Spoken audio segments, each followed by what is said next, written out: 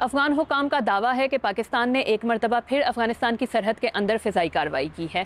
اس کارروائی کا مبینہ ہدف افغانستان کے صوبہ پکتیکا کے ضلع برمل میں ایک TTP ٹریننگ کیمپ تھا۔ تاہم افغان حکام نے یہ دعویٰ کیا ہے کہ پاکستان نے اس حملے میں پناہ گزینوں کے ایک کیمپ کو نشانہ بنایا، جس کے نتیجے میں عام شہری، جن میں خواتین اور بچے بھی شامل ہیں، ہلاک ہوئے ہیں۔ پاکستان نے تاحال اس فضائی حملے سے متعلق کوئی بیان جاری نہیں کیا ہے، تاہم افغانستان کی منسٹری آف ڈیفنس نے یہ وارننگ ضرور دی ہے کہ وہ اس قسم کے حملوں کا بدلہ لینے کا حق رکھتے ہیں۔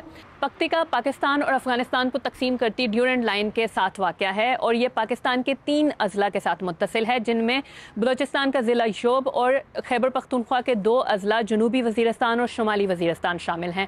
شمالی وزیرستان وہی علاقہ ہے جہاں آج سے کچھ دن پہلے یعنی 21 دسمبر کو آرمی کی ایک پوسٹ پر حملہ کیا گیا تھا، جس میں کم از کم 16 سیکیورٹی اہلکار ہلاک ہوئے تھے۔ پاکستان نے یہ الزام لگایا تھا کہ اس حملے میں ملوث شدت پسند افغانستان سے سرحد پار کر کے پاکستان میں داخل ہوئے تھے۔ یہ پہلی بار نہیں ہے کہ پاکستان نے افغانستان کے اندر کوئی کارروائی کی ہو۔ اس سے قبل اسی سال مارچ میں پاکستان نے افغانستان کے صوبوں پکتیکا اور خوست میں ایک انٹیلیجنس بیسڈ آپریشن کیا تھا، جبکہ 2022 میں افغان حکام نے یہ الزام لگایا تھا کہ پاکستان نے ہیلی کاپٹرز کے ذریعے افغانستان کے اندر ایک کارروائی کی ہے جس میں 40 سے زائد افراد ہلاک ہوئے ہیں۔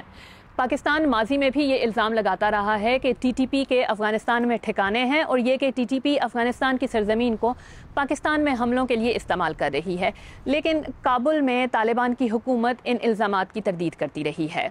مگر جب سے طالبان نے کابل کا کنٹرول سنبھالا ہے، پاکستان میں شدت پسندی کے حملوں میں بھی اضافہ دیکھنے میں آیا ہے۔ پاکستان میں centre for conflict and security کے مطابق ملک میں صرف گزشتہ ماہ یعنی نومبر میں ہی مختلف دہشت گردی کے واقعات میں 240 افراد ہلاک ہوئے، جن میں ایک بڑی تعداد سیکیورٹی فورسز کے اہلکاروں کی تھی۔